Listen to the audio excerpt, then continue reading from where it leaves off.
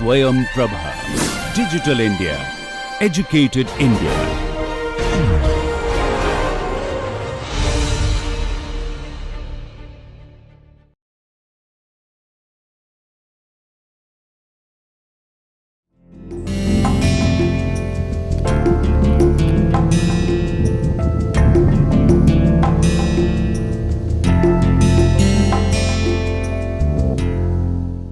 नमस्कार।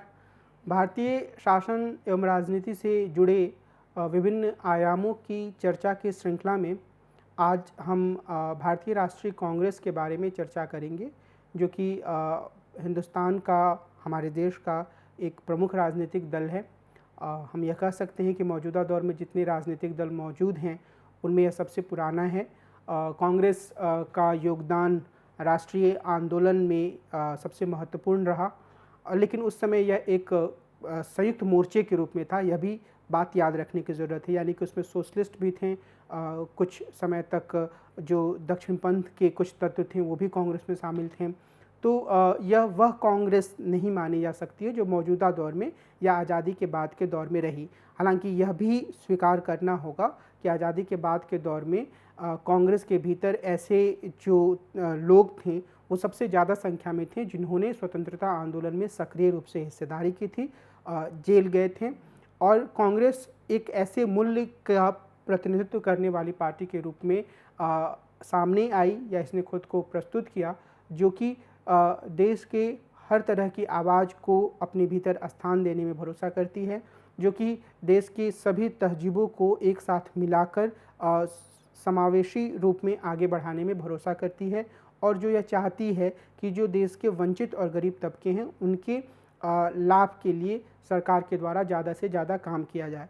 तो मोटे तौर पर एक तरीके से समावेशी सामाजिक व्यवस्था पर भरोसा और कुछ हद तक लोक कल्याणकारी नीतियों के प्रति समर्पण, या मुख्य रूप से लोक कल्याणकारी नीतियों के समर्पण, ये दो ऐसे बुनियादी तत्व रहे हैं जिन्होंने आज़ादी के बाद के दौर में भी कांग्रेस की राजनीति की दिशा को तय किया है।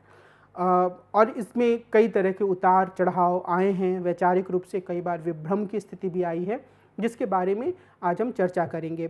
हमारी जो पूरी चर्चा है वह मुख्य रूप से आज़ादी के बाद के दौर में कांग्रेस की स्थिति पर ही केंद्रित रहेगी, और हर एक दौर में मैं आपको यह बताने की कोशिश करूंगा कि संगठन के स्तर पर और वैचारिक स्तर पर कांग्रेस की क्या स्थिति रही। मुख्य रूप से मैं कांग्रेस के ऐतिहासिक यात्रा को, आज़ादी के बाद के दौर में ऐतिहासिक यात्रा को आपके सामने रखने की कोशिश करूंगा। यह मुमकिन है कि मौजूदा समय में जो कांग्रेस की स्थिति है उसके बारे में हम बहुत विस्तार से चर्चा ना कर पाएँ, लेकिन कुछ बिंदुओं के माध्यम से मैं कांग्रेस पार्टी की मौजूदा स्थिति के बारे में भी आपको एक समझ देने की कोशिश करूंगा। तो हमारी चर्चा में सबसे पहले हम जवाहरलाल नेहरू और उनके दौर में कांग्रेस की स्थिति पर बात करेंगे, फिर इंदिरा गांधी और आपातकाल के बारे में चर्चा करेंगे, राजीव गांधी और उनके समय में एक विचारधारात्मक विभ्रम की स्थिति का वर्णन करेंगे, फिर 1990 के दशक और यूपीए के दौर में जो कांग्रेस की स्थिति रही उसके बारे में मैं आपको एक समझ देने की कोशिश करूंगा, और उसके बाद 2014 और 2019 के लोकसभा चुनाव में के बाद किस तरह कांग्रेस एक तरीके से अपने अस्तित्व के संकट का सामना कर रही है और कांग्रेस की दुर्बलताएं क्या क्या है, हम इसके बारे में बातचीत करेंगे। तो जैसे मैंने आपको बताया कि भारत की आज़ादी के संघर्ष के दौर में कांग्रेस एक संयुक्त मोर्चे के रूप में थी, और इसमें विभिन्न विचारों को मानने वाले लोग शामिल थे। इसलिए जब देश आज़ाद हुआ तो महात्मा गांधी ने कांग्रेस को एक राजनीतिक दल के रूप में भंग करने और इसे एक लोक सेवक संघ के रूप में तब्दील करने की सलाह दी। लेकिन जवाहरलाल नेहरू, सरदार वल्लभ भाई पटेल और दूसरे कई कांग्रेसी नेताओं ने इस विचार को स्वीकार नहीं किया, और उन्होंने कांग्रेस को देश की प्रतियोगी लोकतांत्रिक राजनीति के एक प्रमुख स्तंभ के रूप में इस्तेमाल किया। इनकी सोच यह थी कि कांग्रेस का प्रयोग करते हुए हम देश को एक ऐसे देश की बनने की दिशा में आगे ले जा सकते हैं जिसका स्वप्न आज़ादी के दौरान अधिकांश लोगों ने देखा था। नेहरू के दौर से लेकर वर्तमान समय तक भारत की लोकतांत्रिक राजनीति में कांग्रेस की महत्वपूर्ण भूमिका रही है। आज़ादी के एक साल बाद 1948 में ही जयप्रकाश नारायण और राम मनोहर लोहिया आदि जैसे समाजवादियों ने कांग्रेस से नाता तोड़कर सोशलिस्ट पार्टी का गठन किया। कांग्रेस के भीतर सोशलिस्ट पार्टी 1934 या 1934 में बनी थी और यह उसमें कांग्रेस को समाजवादी नीतियों की दिशा में मोड़ने का काम करती थी। लेकिन जब जब देश को आज़ादी मिली, जब कांग्रेस लोकतांत्रिक राजनीति के एक यंत्र के रूप में काम करने लगी, तो सोशलिस्टों ने यह फैसला किया कि अब वो एक अलग राजनीतिक दल बनाकर अपने सपनों के हिसाब से देश को बनाने की राजनीति करेंगे। बहरहाल अगर हम जवाहरलाल नेहरू के दौर में कांग्रेस की स्थिति की बात करें तो यह बात ज़रूर सामने आएगी कि उनके दौर में कांग्रेस को लगातार सफलता मिली। पार्टी को कुछ हद तक मुश्किलों का भी सामना करना पड़ा, लेकिन एक महत्वपूर्ण बात जो हमें याद रखने की ज़रूरत है कि जवाहरलाल नेहरू जब प्रधानमंत्री बने 1947 में, तो उनके सामने सरदार वल्लभ भाई पटेल के रूप में एक बड़े कद के नेता मौजूद थे। लेकिन जब पटेल का देहावसान हो गया तो उसके बाद जवाहरलाल नेहरू ने बहुत जागरूक रूप से कोशिश करके कांग्रेस के भीतर से दक्षिणपंथी शक्तियों को हाशिए पर ढकेलने की कोशिश की। और इस संदर्भ में रफ़ी अहमद किदवई और पुरुषोत्तम दास टंडन के बीच का जो चुनाव हुआ था कांग्रेस के अध्यक्ष पद के लिए 1950 के दशक के आरंभ में, वो बहुत ही महत्वपूर्ण चुनाव माना जाता है। बहरहाल अगर हम भारत के पहले 3 आम चुनाव में कांग्रेस के प्रदर्शन पर ध्यान दें तो यह बात साबित होती है कि इसमें कांग्रेस का ही वर्चस्व रहा। अक्टूबर 1951 और फरवरी 1952 तक हुए पहले आम चुनाव में कांग्रेस को कुल 489 सीटों में से 364 सीटों पर जीत मिली। 1957 में हुए दूसरे आम चुनाव में लोकसभा की कुल 494 सीटों पर चुनाव हुए, जिसमें कांग्रेस को 371 सीटों मिली। 1962 में हुए तीसरे आम चुनाव में कांग्रेस को 361 सीटों पर जीत मिली। तो जवाहरलाल नेहरू चुनावी रूप से, चूँकि वो आज़ादी के आंदोलन में सक्रिय नेता थे और उन्होंने एक ऐसी नीति अपनाई जिसमें समाज के सभी तबकों को शामिल करने की कोशिश की गई, तो वो आम तौर पर देश के एक सर्वस्वीकार्य नेता के रूप में स्थापित रहे। यहाँ तक कि जब चीन के साथ युद्ध के कारण भारत को एक तरीके का हार का सामना करना पड़ा, तो तब भी उनकी लोकप्रियता में बहुत ज़्यादा गिरावट नहीं आई और वो अपने जीवन काल तक देश के एक स्वीकार्य नेता बने रहे। लेकिन इस दौर में नेहरू के नेतृत्व में कांग्रेस की राजनीति के दायरे में दूसरे समूह भी शामिल हुए और उनकी आकांक्षाओं को संतुष्ट करने के मंच के रूप में कांग्रेस मौजूद रही। यानी उस समय कांग्रेस के भीतर ही नए उभरते समूहों को समायोजित करने का एक काम हो रहा था और भारतीय लोकतांत्रिक राजनीति की इस विशिष्ट संरचना को रजनी कोठारी ने कांग्रेस सिस्टम की संज्ञा दी, जिसके बारे में हम पीछे चर्चा कर चुके हैं एक अलग लेक्चर में। नेहरू के दौर में कांग्रेस ने समाजवादी नीतियों को आगे बढ़ाने की कोशिश की। कांग्रेस ने 1955 के अपने अवार्डी सम्मेलन में समाजवाद की स्थापना को अपना लक्ष्य घोषित किया। नेहरू के दौर में ही चीन 1962 में चीन से जो भारत का युद्ध हुआ उसमें भारत की हार हुई, कांग्रेस की छवि को नुकसान पहुंचा। लेकिन 1964 में नेहरू का देहांत हो गया और 1967 के आम चुनावों तक नेहरू दुनिया में नहीं थे। कांग्रेस के भीतर अलग अलग तरह की उथल पुथल हुई। नेहरू की मृत्यु के बाद कांग्रेस के प्रभाव में कमी आई। कांग्रेस पिछड़ी जातियों की उभरती राजनीतिक महत्वाकांक्षा को अपनी पार्टी के दायरे में संतुष्ट करने में नाकाम रही। यह एक तरह से कांग्रेस व्यवस्था के टूटने का स्पष्ट संकेत था। 1967 में हुए विभिन्न राज्यों के विधानसभा चुनाव में कांग्रेस को हार का मुंह देखना पड़ा और इस पूरी प्रक्रिया में हम समाजवादी नेता राम मनोहर लोहिया की राजनीतिक कोशिशों को भी नकार नहीं सकते हैं। जब कांग्रेस सोशलिस्ट पार्टी अलग हुई कांग्रेस से, तो उसके बाद से लेकर कई चुनावों में हार का सामना करने के बावजूद राम मनोहर लोहिया लगातार इस कोशिश में लगे रहे कि वे कांग्रेस की सैद्धांतिक, नीतिगत और व्यवहारिक खामियों को उजागर करें और वो कांग्रेस के भीतर या कांग्रेस के वर्चस्व के खतरे को भी बार बार सामने लाते रहें। और उन्होंने गैर कांग्रेसवाद का नारा देकर ऐसे तमाम राजनीतिक दलों को एक साथ लाने की कोशिश की जो कांग्रेस का विरोध करती थी और उसके माध्यम से उन्होंने कांग्रेस के सामने एक वैकल्पिक ढांचा तैयार करने की कोशिश की। और इसी का नतीजा था कि 1967 में बहुत सारे राज्यों में गैर कांग्रेसी सरकारों का गठन हुआ। लेकिन जहाँ तक केंद्र का सवाल है, यहाँ पर कांग्रेस पार्टी अपना बहुमत पाने में सफल रही और इसकी सीटों में काफ़ी कमी आई। जहाँ 1962 में इसे 361 सीटें मिली थीं, वहीं इन चुनाव में इसे सिर्फ 283 सीटों पर ही जीत मिली। नेहरू के बाद देश के प्रधानमंत्री लाल बहादुर शास्त्री बने। शास्त्री जी का आकस्मिक निधन हो गया और उसके बाद इंदिरा गांधी प्रधानमंत्री बनी। कांग्रेस संगठन के बड़े नेताओं ने आपसी गुटबंदी में समझौते के रूप में इंदिरा गांधी को प्रधानमंत्री बनवाया। उम्मीद यह थी कि इंदिरा गांधी, ये जो बड़े नेता थे जिन्हें सिंडिकेट के रूप में भी जाना जाता था, बड़े क्षेत्रीय नेता, इन्हीं के विचारों के अनुरूप काम करेंगी। लेकिन जब प्रधानमंत्री के रूप में श्रीमती गांधी ने स्वतंत्र रूप से काम करना शुरू कर दिया तो संगठन के बड़े नेताओं को, जिन्हें सिंडिकेट भी कहा जाता था, यह बात नागवार गुजरी। उन्हें इससे काफ़ी नाराज़गी हुई और कांग्रेस के भीतर संघर्ष बढ़ता गया। यह वह दौर था जहां पर कांग्रेस लोक कल्याण और जन कल्याण की अपनी नीतियों के प्रति वचनबद्ध थी और उसके साथ ही कांग्रेस के भीतर जो एक यह भावना थी कि देश की जो समावेशी संस्कृति है उसको कायम रखा जाए। तो नीतिगत स्तर पर इससे कोई विचलन नहीं था। हाँ, यह जरूर था कि लाल बहादुर शास्त्री ने कुछ हद तक जो एक समाजवादी नीतियाँ थी जिसका कि नतीजा निकला था एक बहुत ज़्यादा नियंत्रित अर्थव्यवस्था में, उसे खोलने का प्रयास किया था, लेकिन वो अभी बहुत साफ तौर पर सामने नहीं आया था। तो नीतिगत रूप में कोई संदेह की गुंजाइश नहीं थी।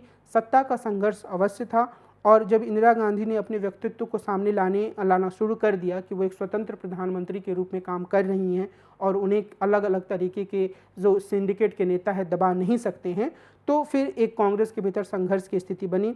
1969 के राष्ट्रपति पद के लिए हुए चुनाव में इंदिरा गांधी ने कांग्रेस पार्टी के घोषित उम्मीदवार नीलम संजीव रेड्डी के खिलाफ तत्कालीन उपराष्ट्रपति वीवी गिरी को समर्थन दिया। चुनाव में वीवी गिरी की जीत हुई, लेकिन इसी कारण इस वर्ष कांग्रेस का 2 भागों में विभाजन हो गया। कांग्रेस के संगठन के बड़े नेताओं ने अपनी अलग कांग्रेस बना ली। इनकी पार्टी को कांग्रेस ए यानी कि कांग्रेस ऑर्गेनाइजेशन कहा गया। इसमें के कामराज, एस निजलिंगप्पा, मोरारजी देसाई जैसे नेता थे। कामराज तमिलनाडु से थे, निजलिंगप्पा कर्नाटक से और मोरारजी देसाई संयुक्त महाराष्ट्र और गुजरात का जो प्रदेश था उसमें नेता थे। बाद में गुजरात से जुड़े हुए थे। बहुत ही वरिष्ठ नेता थे जो बाद में प्रधानमंत्री भी बने। दूसरी ओर इंदिरा गांधी के नेतृत्व वाली कांग्रेस को कांग्रेस आर या कांग्रेस रिक्विजिशन कहा गया। बाद में इंदिरा गांधी के नेतृत्व वाली कांग्रेस को कांग्रेस आई कहा जाने लगा। अब मैं यहाँ एक छोटी सी बात को आपके सामने रखना चाह रहा हूँ, वह यह कि कांग्रेस आई जो शब्द है वो 1990 के दशक के आरंभ तक कांग्रेस के लिए इस्तेमाल किया जाता रहा, क्योंकि जो चुनाव आयोग है उसने इसी रूप में इसे मान्यता दी थी। लेकिन बाद में नरसिम्हा राव के दौर में ही इसे फिर से भारतीय राष्ट्रीय कांग्रेस कहा जाने लगा और कांग्रेस आई शब्द को हटा दिया गया। तो अलग इंदिरा गांधी की कांग्रेस को ही हम भारतीय राष्ट्रीय कांग्रेस के रूप में आगे भी वर्णित करेंगे। कोई ज़रूरी नहीं है कि हम बार बार कांग्रेस आई कहें, सिर्फ कांग्रेस शब्द का भी इस्तेमाल करेंगे। लेकिन ऐतिहासिक रूप से हमें यह याद रखने की आवश्यकता है कि जो कांग्रेस आई बनी, जिसे 1970 के आरंभिक दौर से कहा जाने लगा, वह 1990 के आरंभ तक इसी रूप में जानी जाती रही। बहरहाल जो कांग्रेस पार्टी थी उसमें जो श्रीमती इंदिरा गांधी थी, उन्होंने 1971 में लोकसभा का चुनाव कार्यकाल पूरा होने से पहले ही चुनाव करवाया और इन चुनाव में उन्होंने गरीबी हटाओ का नारा दिया। पूरे देश में उन्हें व्यापक समर्थन और कांग्रेस को पूर्ण बहुमत मिला और इंदिरा गांधी ने एक तरीके से नेशनलाइजेशन की पॉलिटिक्स को भी बढ़ावा दिया था, जिससे एक मुख्य संदेश यह जाता था कि जो निजी क्षेत्र के खिलाड़ी हैं वो अपनी मनमानी करके मुनाफा नहीं कमा सकते हैं, बल्कि सरकार एक ऐसे संस्था के रूप में मौजूद है जो कि गरीबों के हित में निजी क्षेत्र के संसाधनों का प्रयोग करने के लिए प्रतिबद्ध है। और उसी की एक अगली कड़ी गरीबी हटाओ के नारों के रूप में सामने आई। तो हम यह देख सकते हैं कि समाजवाद या मिश्रित अर्थव्यवस्था या जन कल्याण, ये जो 3 आपस में मिले जुले शब्द के रूप में कांग्रेस ने अपनी यात्रा शुरू की आज़ादी के बाद से, उसके प्रति एक ज़्यादा रैडिकल रूप में इंदिरा गांधी ने अपना समर्पण दिखाया। और निश्चित रूप से उस समय जनसंघ या दक्षिणपंथी राजनीति करने वाले दलों की स्थिति मजबूत नहीं थी, तब भी कांग्रेस बहुत मजबूती से इस बात पर टिकी हुई थी कि उसका समर्पण जो है वो सर्वधर्म समभाव और सेकुलरिज्म के प्रति है, यानी कि वो कहीं से भी बहुमतवादी राजनीति या सिर्फ हिंदुओं की पहचान की राजनीति को बढ़ावा नहीं देने देगी। तो इन 2 बिंदुओं के साथ इंदिरा गांधी भी आगे बढ़ी और इन चुनावों में, यानी कि 1971 के चुनावों में इंदिरा गांधी के खिलाफ कांग्रेस ओ भारतीय जनसंघ, स्वतंत्र पार्टी, संयुक्त सोशलिस्ट पार्टी, प्रजा सोशलिस्ट पार्टी आदि ने नेशनल डेमोक्रेटिक फ्रंट का निर्माण किया था। इन चुनावों में इंदिरा गांधी की पार्टी को 352 सीटें मिलीं, जबकि विपक्षी गठजोड़ को सिर्फ 51 सीटों पर जीत हासिल हुई। यद्यपि इंदिरा गांधी के नेतृत्व वाली कांग्रेस को पूर्ण बहुमत मिला, लेकिन यह कांग्रेस के अपने जमीनी संगठन के बजाय एक नेता के करिश्मे का नतीजा था। यह भी एक महत्वपूर्ण बदलाव हम देख सकते हैं नेहरू के कांग्रेस और इंदिरा गांधी के कांग्रेस के बीच में, जहां नेहरू के दौर में कांग्रेस का जो संगठन था वो काफ़ी सक्रिय बना रहा और उसमें यहाँ तक जागरूकता थी कि 60 के दशक में कामराज योजना के तहत संगठन में और ज़्यादा स्फूर्ति और ज़्यादा ऊर्जा भरने की कोशिश की गई। लेकिन इंदिरा गांधी ने जो 1971 का चुनाव लड़ा वो सिर्फ अपने व्यक्तित्व के आधार पर लड़ा और वो चुनाव जीती भी, लेकिन चुनाव के बाद यह स्थिति ज़्यादा साफ तौर पर सामने आने लगी कि कांग्रेस पार्टी पूरी तरीके से इंदिरा गांधी के व्यक्तित्व के आसपास सिमटती जा रही है। और इसी वर्ष पाकिस्तान के साथ युद्ध भी हुआ। युद्ध में भारत की जीत हुई और इंदिरा गांधी के नेतृत्व में भारत एक नया देश बांग्लादेश को बनवाने में सफल हुआ। तो इससे भी इंदिरा गांधी की छवि काफ़ी मजबूत हुई। लेकिन जो एक व्यक्ति के आसपास जो पूरी राजनीति का केंद्रीकरण हुआ, उसका नतीजा यह भी निकला कि कांग्रेस के भीतर एक तरह की चापलूसी की संस्कृति का उभार हुआ, उससे मजबूती मिली। देवकांत बरुआ जो कि कांग्रेस के अध्यक्ष थे, उन्होंने यहाँ तक कहा कि Indira is India and India is Indira. तो ये जो एक प्रवृत्ति कांग्रेस के भीतर आई थी कि एक नेता को ही सबसे सर्वोच्च माना जाने लगा, उसके कारण से भी एक तरह की तानाशाही प्रवृत्ति का जन्म हुआ। भ्रष्टाचार जो अलग अलग स्तरों पर उभर कर सामने आया और बेरोजगारी के कारण जो युवा में असंतोष था, इन सब ने एक ऐसी स्थिति पैदा की जिसके कारण से 1975 में इंदिरा गांधी के खिलाफ, इंदिरा गांधी की सरकार के खिलाफ लोगों की नाराज़गी काफ़ी बढ़ गई। और उसी समय स्वतंत्रता सेनानी और वरिष्ठ समाजवादी नेता जयप्रकाश नारायण ने बिहार और गुजरात में चल रहे छात्र आंदोलनों का नेतृत्व संभालते हुए संपूर्ण क्रांति का नारा दिया। जयप्रकाश नारायण के प्रयासों से इंदिरा गांधी के खिलाफ, इंदिरा गांधी की सरकार के खिलाफ जो असंतोष था वह काफ़ी मजबूत, काफ़ी संघनित होते गया, जिससे घबराकर या जिसे रोकने के लिए इंदिरा गांधी की सरकार ने पूरे देश में आंतरिक आपातकाल लागू कर दिया। अब यहाँ यह भी ध्यान देने की बात है कि आपातकाल के दौरान एक गैर संवैधानिक सत्ता के रूप में संजय गांधी का उभार हुआ। उनके पास और कोई पद नहीं था सिवाय इसके कि वो भारत के प्रधानमंत्री के पुत्र थे। उनके पास ना तो वो संसद के सदस्य थे और ना ही वो किसी मंत्री पद पर थे, लेकिन उन्होंने देश के शासन में काफ़ी ज़्यादा हस्तक्षेप करना शुरू कर दिया।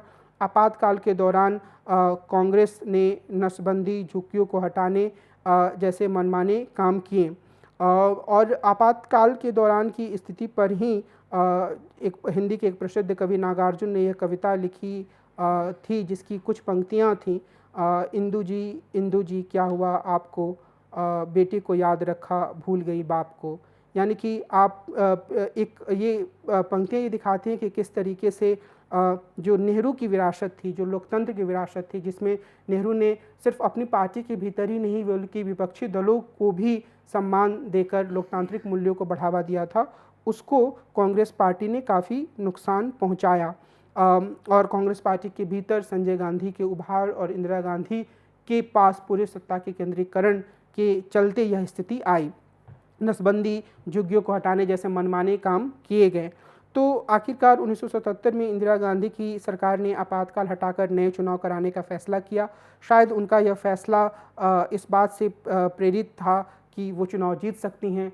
कई विद्वानों का मानना है कि उन्हें यह एहसास था कि वो चुनाव हार भी सकती हैं, लेकिन उनके अंदर यह बात आने लगी थी कि वो किसी भी तरीके से आपातकाल का जो ये बोझ है उससे खुद को मुक्त करना चाहती थी, क्योंकि उन्हें यह एहसास होने लगा था कि यह निर्णय सही नहीं था। लेकिन जैसे ही आपातकाल खत्म हुआ, कांग्रेस आई में एक विभाजन हुआ और जगजीवन राम जो कि बहुत ही वरिष्ठ नेता थे और 1971 के युद्ध के समय देश के रक्षा मंत्री थे, उन्होंने कांग्रेस फॉर डेमोक्रेसी का गठन किया। 1977 के लोकसभा चुनावों से पहले जयप्रकाश नारायण की पहल पर गैर कांग्रेस, गैर वामपंथी दलों ने मिलकर जनता पार्टी का गठन किया। 1977 के लोकसभा चुनाव में कांग्रेस को जबरदस्त हार का सामना करना पड़ा। इन चुनाव में जनता पार्टी को 298 सीटों पर जीत मिली और कांग्रेस को सिर्फ 153 सीटों पर जीत मिली और यह जीत भी दक्षिण भारत के राज्यों में मिली थी और उत्तर भारत में कांग्रेस को ज़बरदस्त हार का सामना करना पड़ा था। इसके बाद जनता पार्टी की सरकार गठित हुई और मोरारजी देसाई प्रधानमंत्री बने, लेकिन यह सरकार ज़्यादा समय तक नहीं चल सकी। 1979 में इस सरकार का पतन हो गया और इसके बाद 27 दिनों के लिए चौधरी चरण सिंह प्रधानमंत्री रहे, लेकिन सदन में किसी को स्पष्ट बहुमत न होने की स्थिति में 1980 में नए लोकसभा के लिए चुनाव हुए। इन चुनाव में इंदिरा गांधी के नेतृत्व वाली कांग्रेस को पूर्ण बहुमत मिला। 1980 में हुए लोकसभा चुनाव के मध्यावधि चुनाव में कांग्रेस ने लोकसभा की 351 सीटों पर जीत हासिल करके सत्ता में वापसी की। अब यहाँ पर 1977 से 1980 के बीच में जो भी कांग्रेस की स्थिति रही उसमें कोई आमूलचूल बदलाव नहीं आया। पूरी राजनीति कांग्रेस की इंदिरा गांधी के व्यक्तित्व के आसपास सिमटी रही। संगठन को मजबूत करने का इस तरीके से प्रयास नहीं हुआ कि स्वायत्त व्यक्तित्व वाले कुछ नेता उभर कर सामने आ जाएं। जो भी नेता उभर कर सामने आए वो पूरी तरीके से इंदिरा गांधी के या संजय गांधी के प्रति समर्पित थे, तो ये बदलाव नहीं हुआ। लेकिन इंदिरा गांधी ने अपने आप को एक ऐसी नेता के रूप में प्रस्तुत किया जो कि देश के दबे कुचले लोगों की आवाज़ बन रही थी, जिन्हें कि देश में प्रचंड बहुमत से जीती हुई एक सरकार प्रताड़ित करने की कोशिश कर रही थी और सत्ता के लिए उस पार्टी के लोग यानी कि जनता पार्टी के लोग आपस में लड़ रहे थे। तो ऐसी स्थिति में एक सहानुभूति की भावना भी आम लोगों में इंदिरा गांधी के प्रति बढ़ी। विपक्ष ने भी विभाजित होकर चुनाव में हिस्सा लिया, जिससे कांग्रेस की जीत हुई। हमें यह ध्यान रखने की ज़रूरत है कि विचारधारात्मक रूप से जो कांग्रेस पार्टी थी उसमें जो इंदिरा गांधी के दौर में कांग्रेस पार्टी बनी थी उसमें इस समय तक कोई बड़ा अंतर नहीं आया था। निश्चित रूप से कांग्रेस अभी भी सर्वधर्म समभाव और सबको साथ लेकर चलने की नीति पर टिकी हुई थी। उसका जो समर्पण था वह जन कल्याण की नीतियों, गरीबों को फ़ायदा पहुंचाने वाली नीतियों की तरफ था। लेकिन जो ज़्यादा बड़ी बात हुई थी वह यह कि कांग्रेस एक व्यक्ति के आसपास केंद्रित होती गई थी और उसके संगठन में बहुत मजबूती नहीं रह गई थी। देश के विभिन्न तबके अब उस तरीके से कांग्रेस को समर्थन नहीं कर रहे थे जैसा कि पहले करते थे और कुछ हद तक उदारीकरण की तरफ भी कांग्रेस ने कदम बढ़ाने शुरू कर दिए थे। लाइसेंस, कोटा, परमिट राज, जिसे मिश्रित अर्थव्यवस्था की जो पूरी एक पहल थी उसे नकारात्मक रूप से लाइसेंस, कोटा, परमिट राज कहा गया, क्योंकि यह माना गया कि जो निजी प्लेयर्स हैं जो ज़्यादा एफिशिएंसी से काम कर सकते हैं, ज़्यादा कार्यकुशलता दिखा सकते हैं, उन्हें रोकने की कोशिश की जा रही है। तो ये एक खुलेपन की तरफ 1980 के बाद कांग्रेस ज़्यादा बढ़ी। अब और जैसे मैंने आपको बताया कि 1980 के दशक में कांग्रेस एक अलग तरह की चुनौतियों का सामना करने लगी और इन चुनौतियों में कांग्रेस ने यह पाया कि अलग अलग स्तरों पर जो क्षेत्रीय स्तर के नेता हैं वो उसकी सत्ता को चुनौती दे रहे हैं और यहीं से फिर कांग्रेस की राजनीति में कुछ विचारधारात्मक विभ्रम भी हम या भ्रम या संशय भी हम देख सकते हैं। जैसे कि कर्नाटक में उसे हार मिली, आंध्र प्रदेश में उसे विधानसभा चुनाव में हार मिली और पंजाब में उभर रही सांप्रदायिक राजनीति ने भी कांग्रेस के भ्रम को दिखाया। तो जो कांग्रेस का नेतृत्व था उसे यह एहसास होने लगा कि क्षेत्रीय स्तर पर बहुत सारे दल उसे गहरी चुनौती प्रदान कर रहे हैं। तो ऐसी स्थिति में विशेष रूप से पंजाब की राजनीति में एक तरीके से सांप्रदायिक राजनीति को हवा देने का काम भी कांग्रेस ने किया या उस पर उसके नेतृत्व पर ऐसा आरोप लगता रहा है। पहले इसने कट्टरपंथी सांप्रदायिक ताकतों के प्रति नरम रुख अपनाया, लेकिन जब मामला ज़्यादा आगे बढ़ गया और सिखों के लिए एक अलग देश खालिस्तान की मांग होने लगी तो केंद्र की कांग्रेसी सरकार ने इसका सख्ती से दमन करने की कोशिश की। इंदिरा गांधी ने स्वर्ण मंदिर में सैनिक कार्रवाई की इजाज़त दी, जिसे ऑपरेशन ब्लू स्टार के नाम से जाना गया। इससे आम सिखों की भावनाएं भी काफ़ी आहत हुईं। इसी कारण अक्टूबर 1984 में प्रधानमंत्री श्रीमती इंदिरा गांधी की उनके ही सिख अंगरक्षकों ने गोली मारकर हत्या कर दी।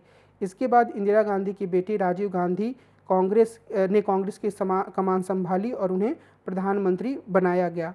तो यहाँ भी संजय गांधी की जब मृत्यु हुई 1980 में, तो वो एक रास्ता हो सकता था जहाँ पर इंदिरा गांधी स्वाभाविक रूप से कांग्रेस संगठन में इतनी जान फूंकती कि नए तरह के नेता उभर कर सामने आते, लेकिन उन्होंने उसके बाद अपने बड़े पुत्र राजीव गांधी को राजनीति के लिए तैयार करना शुरू किया और उन्होंने जो एक सर्वधर्म समभाव या एक सेकुलरवाद की जो नीति थी, जिसे कि 42वें संविधान संशोधन के माध्यम से उन्होंने ही संविधान के प्रस्तावना का भाग बनाया था, उसे कायम रखने के बजाय एक नरम तरह की हिंदूवादी राजनीति की तरफ भी रुझान इस दौर में देखा जा सकता है। तो एक तरफ इंदिरा गांधी ने इस दौर में नरमवादी हिंदूवाद की राजनीति अपनाई और जो एक अल्पसंख्यक तबका था सिखों के रूप में, उनके भीतर जो एक खालिस्तान की मांग आई उसका शक्ति से दमन करके अपने आप को एक ऐसे नेता के रूप में प्रस्तुत करने की कोशिश की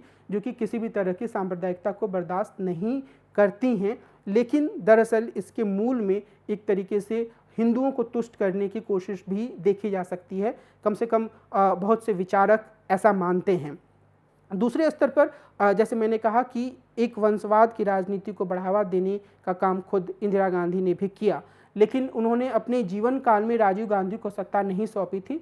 उनकी आकस्मिक हत्या हुई और फिर राजीव गांधी प्रधानमंत्री बनते हैं। अब जब राजीव गांधी प्रधानमंत्री बने तो ये एक नए तरह का दौर था और यहाँ हम एक विचारधारात्मक भ्रम की स्थिति कांग्रेस में ज़्यादा देख सकते हैं।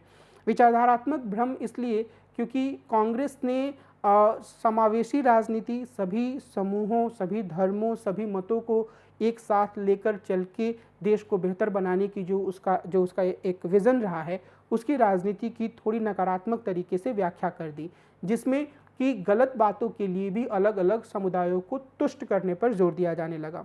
हम उस बिंदु पे थोड़े समय बाद आएंगे। मैं आपको सिर्फ यह बताना चाहूँगा यहाँ पर कि जब इंदिरा गांधी की हत्या हुई तो लोकसभा चुनाव हुआ, कांग्रेस का नेतृत्व राजीव गांधी कर रहे थे। सहानुभूति लहर के कारण कांग्रेस को ज़बरदस्त फ़ायदा हुआ और इसे लोकसभा के 506 सीटों के लिए हुए चुनाव में 404 सीटों पर जीत मिली। असम और पंजाब के बाद में हुए चुनाव में भी इसे सफलता मिली और इसकी सीटें 10 और बढ़ गई लोकसभा में। राजीव गांधी ने प्रधानमंत्री के रूप में कई अच्छे काम किए, लेकिन वे सांप्रदायिकता और भ्रष्टाचार के मुद्दे पर बहुत स्पष्ट और सख्त नीति नहीं अपना सके। इस संदर्भ में यह उल्लेखनीय है कि शाह बानो मामले में कांग्रेस ने सर्वोच्च न्यायालय के फैसले को नया अधिनियम बनाकर बदल दिया। अपने इस कदम द्वारा उसने मुस्लिम सांप्रदायिकों को खुश करने की कोशिश की। हमें ये याद रखने की ज़रूरत है कि जो शाह बानो फैसला था, जिसमें कि राजीव गांधी ने सर्वोच्च न्यायालय के फैसले को बदला, वो असल में उसमें यह कहा गया था कि जो एक मुस्लिम महिला थी शाह बानो, उनके पति ने जब उन्हें तलाक दिया और उसके बाद उन्हें किसी भी तरह का एक मानदेय भत्ता, जीविका भत्ता देने से इनकार कर दिया, तो सर्वोच्च न्यायालय ने कहा कि यह गलत है और उन्हें यह भत्ता देना होगा। जो इसके पीछे रूढ़िवादी मुस्लिम तत्वों की नाराज़गी थी वह यह थी कि यह एक तरीके से उनके धार्मिक मामलों में दखलंदाजी है। तो कोई भी व्यक्ति जो थोड़ी बहुत आधुनिक कानूनों की तरफ रुझान रखता है, जो यह चाहता है कि समाज में स्त्रियों के साथ बराबरी का व्यवहार हो, उनके पतियों को यह अधिकार ना मिले कि वो जब चाहे उन्हें छोड़ दें और उनके प्रति अपनी कोई जिम्मेदारी ना रखें, वैसा हर व्यक्ति शाह बानो मामले में सर्वोच्च न्यायालय के निर्णय का समर्थन करेगा और इसे लोगों ने समर्थन किया भी। लेकिन जो रूढ़िवादी मुस्लिम तत्व थे उन्होंने अपने धार्मिक मामलों में दखलंदाजी के नाम पर प्रदर्शन करना शुरू किया और राजीव गांधी की सरकार ने ऐसे प्रदर्शनों के सामने घुटने टेक दिए और एक ऐसा कानून संसद से पारित करवाया, और चूंकि उनके पास काफ़ी बहुमत था तो ऐसा कर भी सकते थे, जिसके माध्यम से सर्वोच्च न्यायालय के निर्णय को पलट दिया गया। लेकिन इसके कारण से भारतीय जनता पार्टी जो 1984 के चुनाव में 2 सीटों पर सिमट गई थी, उसने इस तरह के मुद्दे को लपका और अपीजमेंट की पॉलिटिक्स का दावा भारतीय जनता पार्टी और उसके नेता लाल कृष्ण आडवाणी के द्वारा बाद के वर्षों में बार बार किया गया। राजीव गांधी की सरकार ने एक तरफ मुस्लिम रूढ़िवादी तत्वों को संतुष्ट करने की कोशिश की, दूसरी ओर हिंदू रूढ़िवादी तत्वों या हिंदुओं को मोटे तौर पर यह दिखाने के लिए कि वो उनकी भावनाओं के प्रति भी काफ़ी संवेदनशील है, उन्होंने 1986 में अयोध्या में राम मंदिर का शिलान्यास करवाया। अपने इस कदम के द्वारा उन्होंने हिंदुओं को संतुष्ट करने की कोशिश की और उन्होंने ये दिखाने की कोशिश की कि श्री राम के प्रति जो हिंदुओं की आस्था है उसका सम्मान एक प्रधानमंत्री के रूप में और कांग्रेस अध्यक्ष के रूप में वो भी करते हैं। अब कांग्रेस सरकार के इन कदमों को सांप्रदायिक एजेंडे पर चलने वाले दलों ने हाथों हाथ लिया, इससे उन्हें मजबूती मिली। भाजपा ने 1988 तक देश में राम मंदिर बाबरी मस्जिद विवाद को भारतीय राजनीति का एक प्रमुख मुद्दा बना दिया और बोफोर्स के मुद्दे के कारण कांग्रेस को भ्रष्टाचार के गंभीर आरोपों का सामना करना पड़ा। इससे कांग्रेस अध्यक्ष राजीव गांधी की छवि भी काफ़ी प्रभावित हुई और यह वह दौर था। तो दो स्तरों पर हम कांग्रेस के भ्रम को यहाँ पर देख सकते हैं। भ्रष्टाचार के आरोप जो लगे और वो सिर्फ एक तो बड़ा आरोप राजीव गांधी के प्रति लगा, के खिलाफ लगा, लेकिन अलग अलग राज्यों में भी कांग्रेस के मुख्यमंत्रियों की जो स्थिति थी वह बिल्कुल साफ छवि की नहीं थी। कई राज्यों में बहुत से मुख्यमंत्री भ्रष्टाचार, परिवारवाद या फिर अपनी चाटुकार मंडली को रेवड़ियाँ बांटने के लिए प्रसिद्ध थे और इस तरीके के आरोपों का सामना कर रहे थे। लेकिन अगर हम कुछ प्रमुख बिंदुओं के रूप में देखें तो हम यह कह सकते हैं कि राजीव गांधी के दौर में या 1980 के पूरे दौर में कांग्रेस ने एक तरह से जो सेकुलरवाद या सर्वधर्म समभाव की अपनी नीति थी उसको तुष्टीकरण की नीति की तरफ के रूप में प्रस्तुत किया। कुछ हद तक तो उसने किया और कुछ हद तक इसे ज़रूरत से ज़्यादा बड़ा बनाकर इसके विपक्षी दलों ने इसे दिखाया भी। दूसरे स्तर पर कांग्रेस के भीतर एक बेचैनी उभर कर सामने आ रही थी जो देश के आर्थिक नीति निर्माताओं की समझ में भी थी और उन्होंने इस चीज़ को और आगे बढ़ावा दिया कि अभी तक जो नेहरूवादी आर्थिक नीति को अपनाया गया है वह बहुत मजबूती से देश के विकास में सहायक होने के बजाय एक बाधा का काम करने लगा है और इसके कारण से नेहरूवादी नीति को एक तरफ रखकर उदारीकरण की नीति की तरफ बढ़ने का दबाव कांग्रेस के ऊपर था। राजीव गांधी ने कुछ नीतियों के माध्यम से ऐसा करने की कोशिश की लेकिन पूरी तरीके से उन्होंने उदारीकरण की नीति को नहीं अपनाया। तो आर्थिक मोर्चे पर भी एक तरह की बेचैनी थी और जो सांप्रदायिक राजनीति या सेकुलर राजनीति थी वहाँ भी कांग्रेस एक वैचारिक विभ्रम का शिकार दिख रही थी।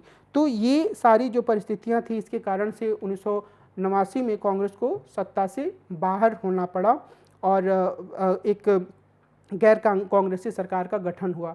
1991 के चुनावों के बाद चुनाव के समय 21 मई को राजीव गांधी की हत्या हो गई और राजीव गांधी के समय भी पार्टी का संगठन जो था वो एक नेता के प्रति पूरी तरीके से समर्पित था, यानी कि वह राजीव गांधी एक ऐसे नेता थे जिन्हें कांग्रेस के अन्य नेताओं का समर्थन प्राप्त था।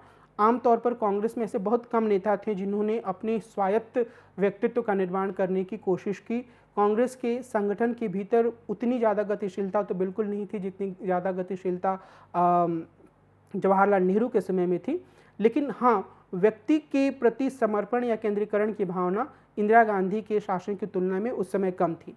लेकिन राजीव गांधी की हत्या के बाद कांग्रेस में एक ऐसी स्थिति आई जब नेहरू गांधी परिवार से अलग एक व्यक्ति कांग्रेस के अध्यक्ष बने और वो प्रधानमंत्री भी बने।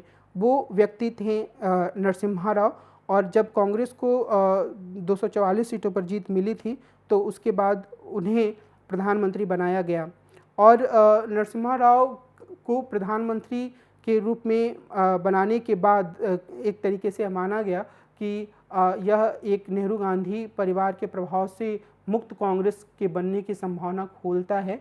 लेकिन निश्चित रूप से राजीव गांधी की पत्नी सोनिया गांधी राजनीति में सक्रिय नहीं थी, लेकिन नरसिंह राव ने और कांग्रेस के अन्य धड़ों ने हमेशा ही ये कोशिश की कि वे उन्हें एक तरीके से खुश रखें या संतुष्ट रखें या कोई ऐसा काम ना करें जिससे कि उन्हें नाराज़गी हो, क्योंकि यह माना जा रहा था और यह मानना काफ़ी सही भी था कि उस समय तक कांग्रेस के आम कार्यकर्ताओं में भी काफ़ी गहरी पकड़ राजीव गांधी के परिवार की थी।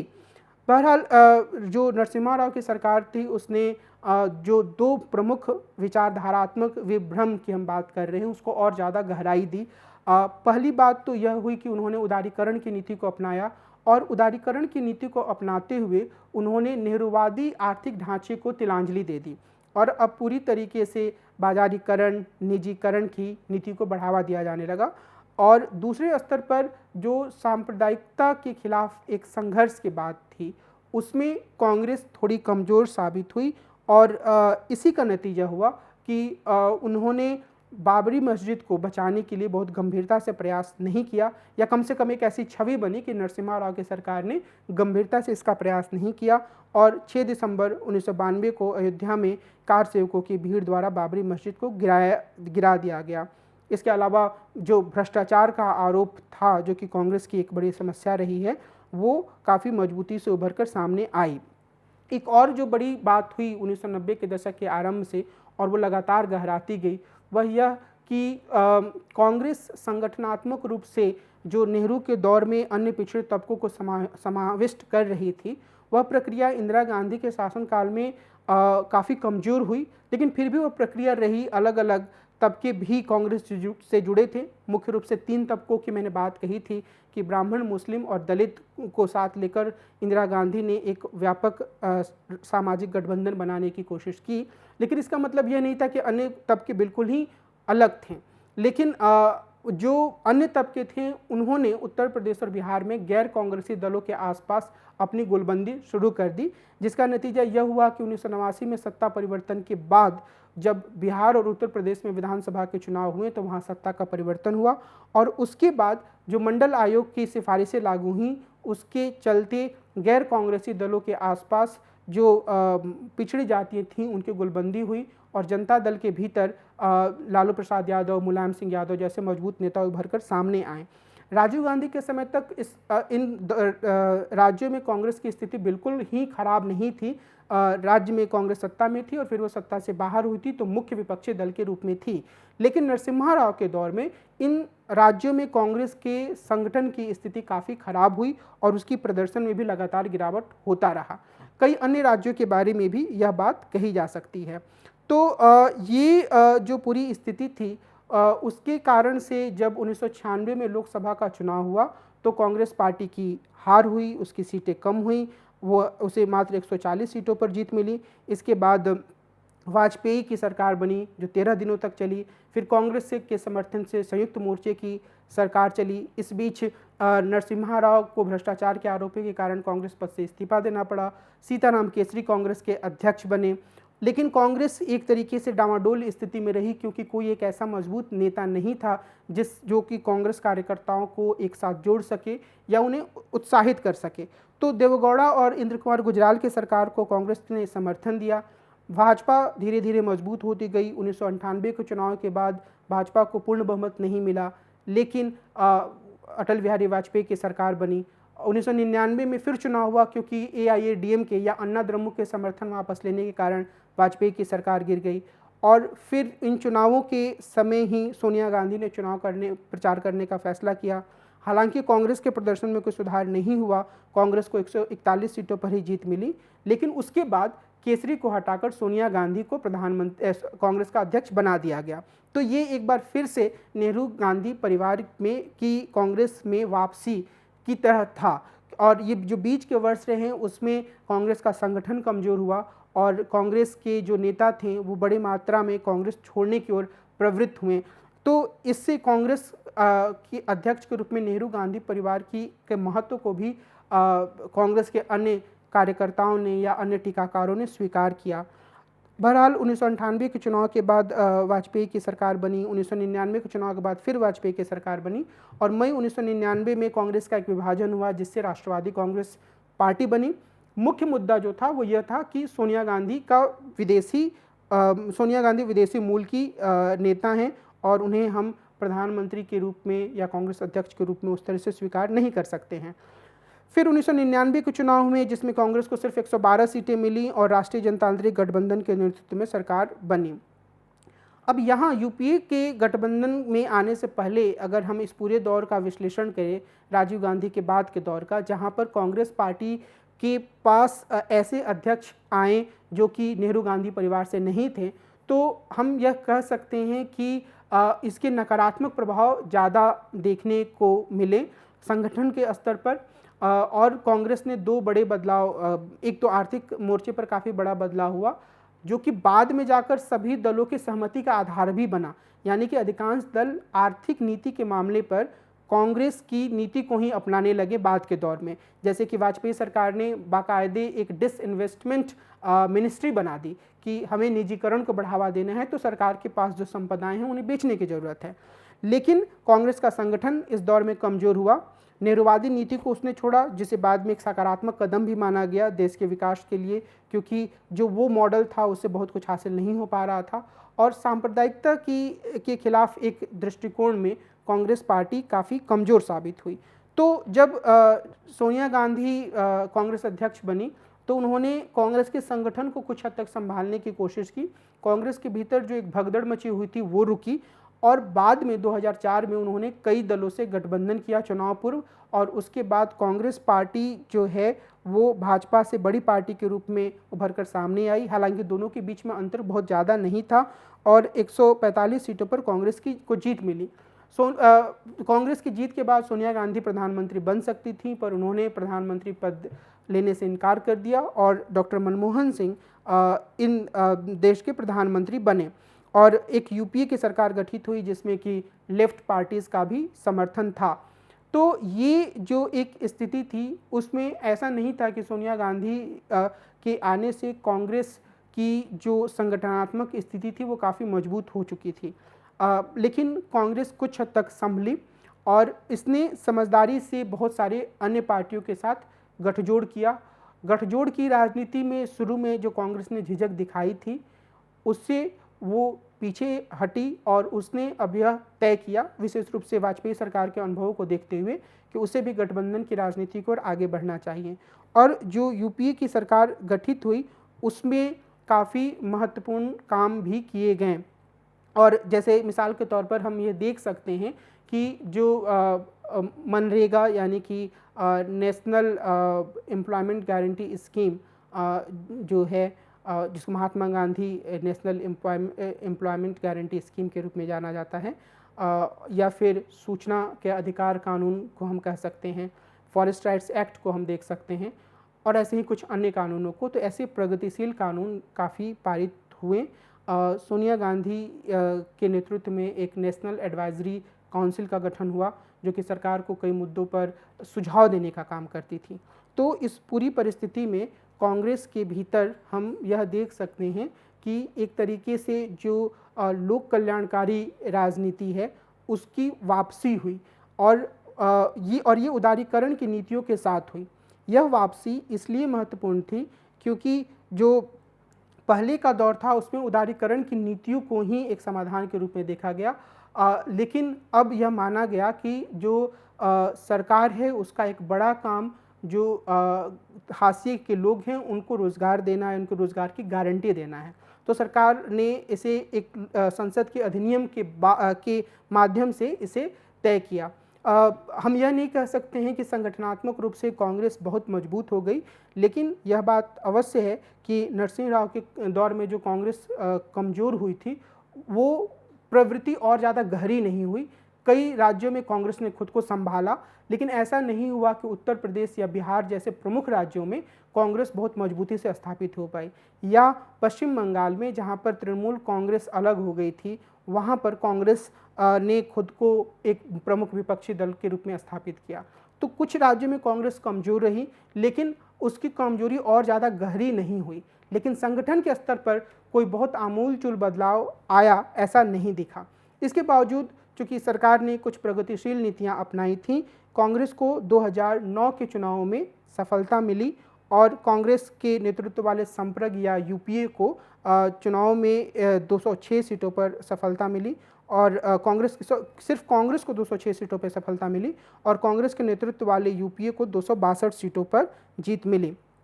अब अगर हम यहाँ पर रुककर बस दो बिंदुओं में या 2 या 3 बिंदुओं में इस बात को समझने की कोशिश करें कि जो नेहरू के दौर में कांग्रेस थी और जो धीरे धीरे करके सोनिया गांधी के दौर तक पहुंची, तो सोनिया गांधी के दौर की कांग्रेस और नेहरू के कांग्रेस के दौर में क्या अंतर था। तो निश्चित रूप से जो सबसे बड़ा अंतर था वो यही था कि जो कांग्रेस पार्टी थी वो संगठन के रूप में अब काफ़ी मजबूत नहीं रह गई थी, और मुख्य रूप से यह इंदिरा गांधी के कमज़ोर होते मॉडल वाली कांग्रेस बची थी, जिसके भीतर विचारधारात्मक वाद विवाद की गुंजाइश तुलनात्मक रूप से काफ़ी कम हो गई, जिसका प्रसार देश के अन्य भागों तक नहीं रहा, जिसका संगठन काफ़ी कमज़ोर रहा और जो संगठन बचा भी वह मुख्य रूप से नेता के प्रति समर्पण और उसके बाद विचारों के प्रति समर्पण वाला संगठन रहा।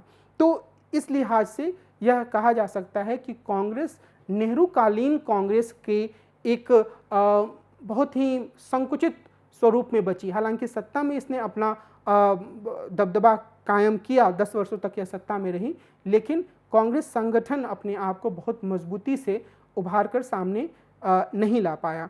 तो इसी का नतीजा ये हुआ कि जो भारतीय जनता पार्टी थी उसने अपने आप को धीरे धीरे मजबूत किया। कांग्रेस के ऊपर कई तरह के भ्रष्टाचार के आरोप लगे। कांग्रेस ने बहुत मजबूती से अपने नेताओं की कई बुरी प्रवृत्तियों को रोकने की कोशिश नहीं की, जिसमें भ्रष्टाचार तो एक पहलू है, अपने परिवार को बढ़ावा देना, संगठन में आम कार्यकर्ताओं को ज़्यादा महत्व ना देना, इस तरह के कई अन्य पहलू भी इसमें शामिल हैं।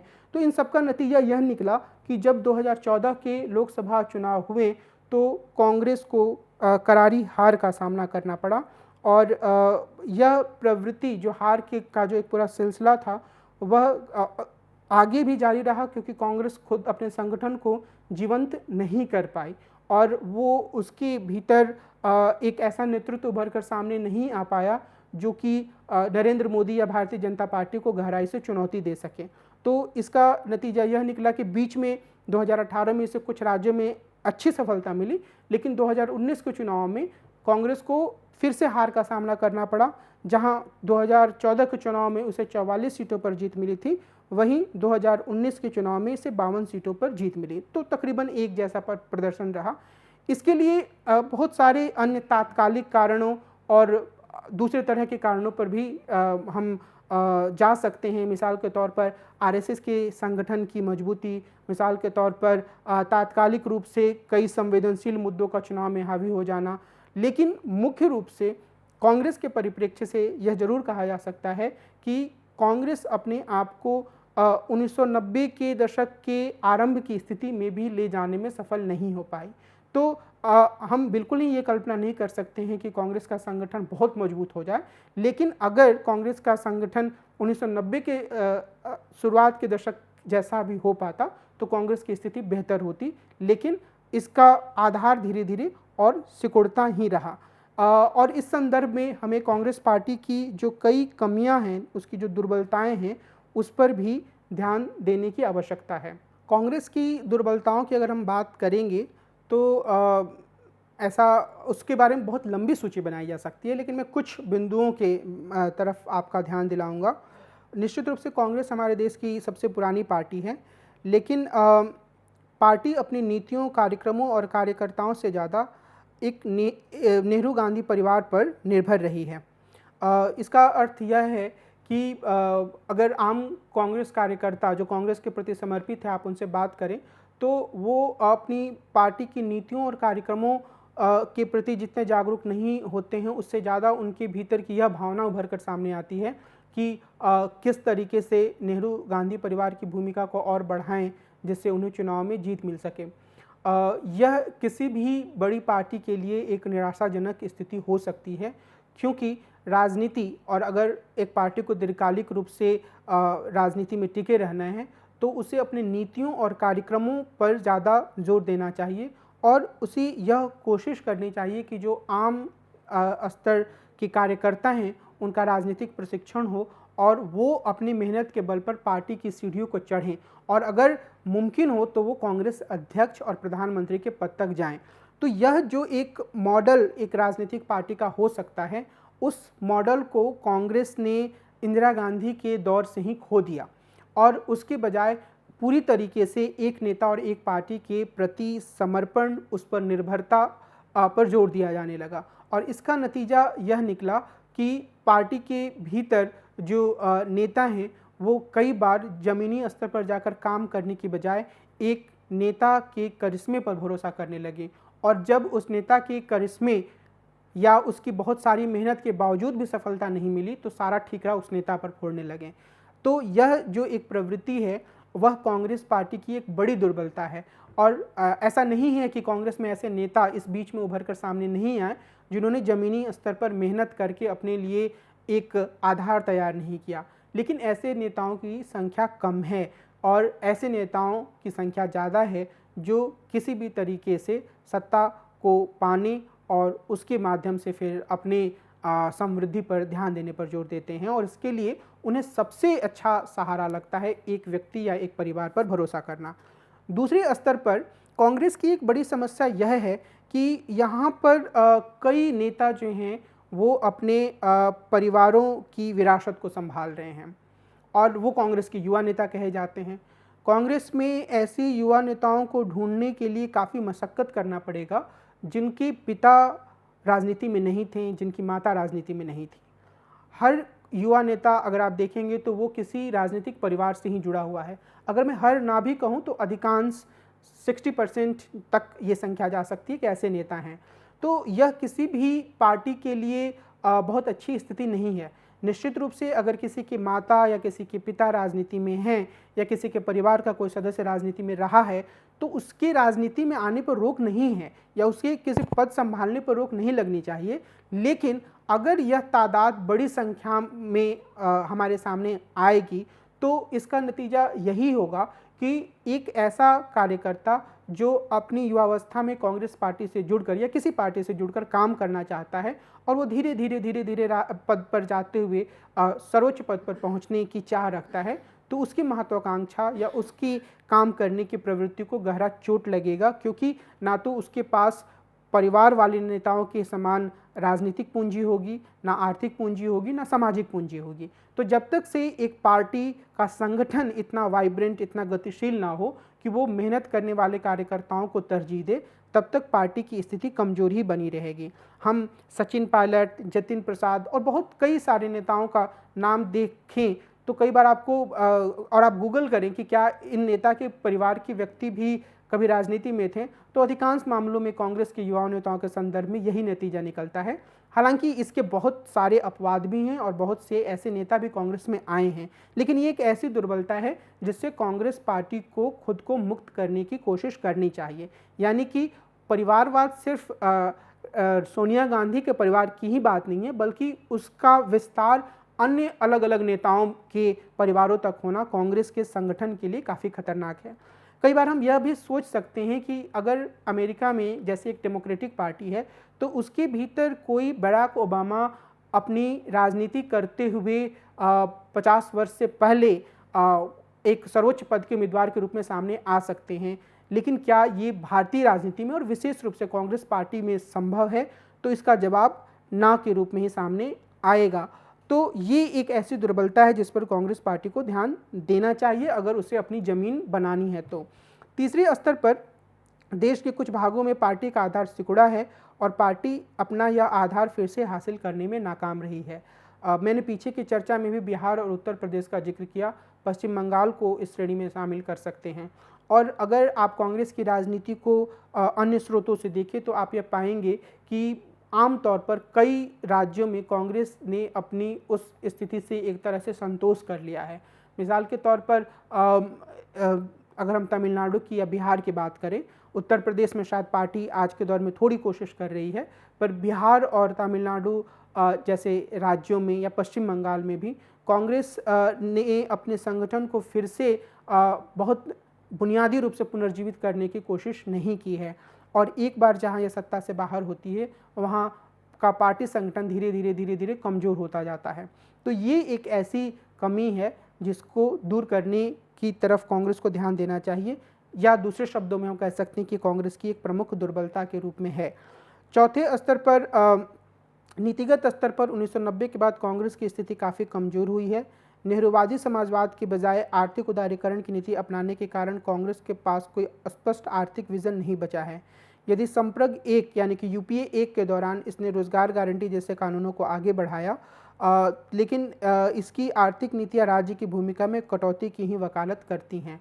यहाँ मेरा मुख्य बिंदु यह है कि कांग्रेस साफ तौर पर अपनी आर्थिक प्राथमिकताओं को तय करने में समर्थ नहीं हो पाई है, और जो बहुत सारे भ्रष्टाचार के आरोप लगे कांग्रेस के ऊपर उसका एक प्रमुख कारण यह भी था कि कांग्रेस के जो नेता थे उन्होंने आर्थिक उदारीकरण के नीति के माध्यम से जो निजी खिलाड़ियों की भूमिका बढ़ रही थी उसमें अपने लिए लाभ कमाने की कोशिश की। सभी मामलों में नहीं और बहुत सारे मामलों में जांच और न्यायिक निर्णय की आवश्यकता होती है इस तरह का दावा करने के लिए। लेकिन मैं कहना यह चाह रहा हूं कि जो आर्थिक नीति है एक तो उसमें अस्पष्टता रही है। कुछ हद तक राज्य ने लोक कल्याणकारी नीतियों को अपनाया, खासतौर पे यूपीए 1 के समय, लेकिन इसके साथ ही जो एक दबाव बना रहा प्राइवेटाइजेशन का और कांग्रेस के भीतर इसका समर्थन भी रहा, तो उसके कारण से एक तो लोक कल्याण की नीतियों को में कटौती करनी पड़ी बहुत सारे, और या अंतर्विरोध उत्पन्न हुए। जैसे कि आप एक तरफ फॉरेस्ट राइट्स एक्ट जैसे कानून पारित करते हैं नेशनल एडवाइजरी काउंसिल की पहल पर, और दूसरी तरफ आप ज़्यादा से ज़्यादा माइनिंग को भी बढ़ावा देना चाहते हैं। तो इसके कारण से एक कॉन्ट्राडिक्शन सामने आया, और इस तरह के कॉन्ट्राडिक्शन में जो निजी खिलाड़ी हैं, निजी उद्यमी हैं, कॉरपोरेट घराने हैं, उनकी भूमिकाएं बढ़ी और उन्होंने अपने लिए ज़्यादा से ज़्यादा मुनाफा कमाने के लिए कई बार भ्रष्ट साधनों का भी इस्तेमाल किया। और बहुत सारे नेता जो चुनावी में पैसे की भूमिका को देखते हुए या अपनी आर्थिक सुरक्षा के लिए इस तरह के भ्रष्टाचार करने के लिए तैयार थे, उन्होंने इस तरह के भ्रष्ट कदमों को स्वीकार भी किया, और जिसके कारण से कांग्रेस पार्टी की छवि को भी काफ़ी धक्का पहुंचा। 5वें स्तर पर धर्मनिरपेक्षता के मुद्दे पर भी पार्टी की साख को जबरदस्त चोट पहुंची है। खासतौर पर 1992 में बाबरी मस्जिद गिराए जाने के बाद पार्टी पर अल्पसंख्यकों और मुख्य रूप से मुस्लिमों का भरोसा कम हुआ है। इसके अलावा पार्टी अपने लिए यह रास्ता भी तय नहीं कर पाई है कि कैसे वह यह साबित करे कि वह हिंदू भावनाओं का भी ख्याल रखती है और मुस्लिमों की भावनाओं के प्रति भी उसका समर्पण है। कई बार पार्टी इतनी कमज़ोर स्थिति में दिखती है कि वह मुस्लिमों के खिलाफ होने वाले प्रोपेगेंडा का बहुत मजबूती से जवाब नहीं दे पाती है, और कई अन्य मामलों में जो पार्टी के नेता हैं वो सॉफ्ट हिंदुत्व को अपनाने पर जोर देते हैं।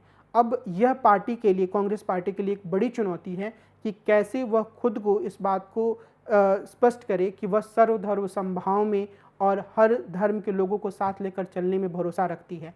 तो ये एक ऐसी चुनौती है, जब तक कांग्रेस अपने आप को इस विचारधारात्मक चुनौती से मुक्त नहीं करती है, तब तक उसे कई तरह की चुनौतियों का सामना करना पड़ेगा, और इसके विरोधी दल बहुत आसानी से इसे मुस्लिमों का तुष्टीकरण करने वाला या हिंदुओं का अपमान करने वाले दल के रूप में भी प्रस्तुत करते रहेंगे, जो कोशिश हम आम तौर पर मीडिया और कई अन्य साधनों से देख सकते हैं। भ्रष्टाचार एक बड़ी समस्या है जिसके बारे में मैंने जिक्र किया, और इसका एक बड़ा कारण यह भी होता है कि जो नेता हैं वो विचारधारा के प्रति ज़्यादा समर्पित नहीं हैं, बल्कि वे अपने लिए ज़्यादा से ज़्यादा चीज़ों को हासिल करने की कोशिश करते हैं, और इसके लिए चाहे वो पद हो, चाहे वो रुपए पैसे का मामला हो, जहाँ भी उन्हें फ़ायदा मिलता है, चूँकि उनकी विचारधारात्मक स्थिति कमज़ोर होती है, विचारधारा की ज़मीन पर वो मजबूती से नहीं डटे होते हैं, तो वो आसानी से इसके शिकार हो जाते हैं। कांग्रेस में छोटे से लेकर बड़े स्तर पर ऐसे कई नेता देखे जा सकते हैं। यह कहा जा सकता है कि शायद कांग्रेस सबसे ज़्यादा समय तक सत्ता में रही है, इसलिए उसके भीतर यह कमियां दिखती हैं, या यह भी कहा जा सकता है कि भारतीय राजनीति के अन्य दल और अन्य कार्यकर्ता भी इसी तरह की कमजोरी से पीड़ित हैं, और ये दोनों ही बातों में काफ़ी हद तक सच्चाई है। लेकिन इससे यह बात या यह तर्क कमज़ोर नहीं होता है कि यह कांग्रेस की एक दुर्बलता रही है, और कांग्रेस अगर अपने आप को फिर से पुनर्जीवित करना चाहती है या राजनीति में अपने आप को मजबूती से लाना चाहती है, तो उसे ऐसे उपाय ढूंढने पड़ेंगे जिससे वह इस भ्रष्टाचार की या भ्रष्ट आचरण की समस्या को रोक पाए, नियंत्रित कर पाए। कुल मिलाकर मेरी कोशिश इस पूरे व्याख्यान में यह रही है कि मैं कांग्रेस के इतिहास, जो आज़ादी के बाद का इतिहास है, उसकी आपको जानकारी दूं, और हर दशक में जिस तरीके की विचारधारात्मक परिवर्तन, संगठन की कमजोरी की बात या संगठन की मजबूती की बात जो भी रही है वो आपके सामने रख पाऊँ। और मैंने मौजूदा समय में कांग्रेस के कुछ दुर्बलताओं का भी उल्लेख किया है। मुझे यह उम्मीद है कि इस पूरे व्याख्यान के बाद आप भारतीय राष्ट्रीय कांग्रेस की आज़ादी के बाद के दौर के इतिहास की एक समझ बना पाए होंगे, और आपके अंदर इस बात की एक जिज्ञासा उत्पन्न हुई होगी कि आप कांग्रेस की राजनीति से जुड़े हुए कुछ अन्य पहलुओं की समझ विकसित करें और मुझे ये उम्मीद है कि इस संदर्भ में आप कुछ अन्य पुस्तकों और लेखों को पढ़ेंगे। तो आज की इस चर्चा को मैं यही विराम देता हूँ और अगले अंक में हम मिलेंगे और भारतीय शासन एवं राजनीति के एक अन्य पहलू पर चर्चा करेंगे। नमस्कार।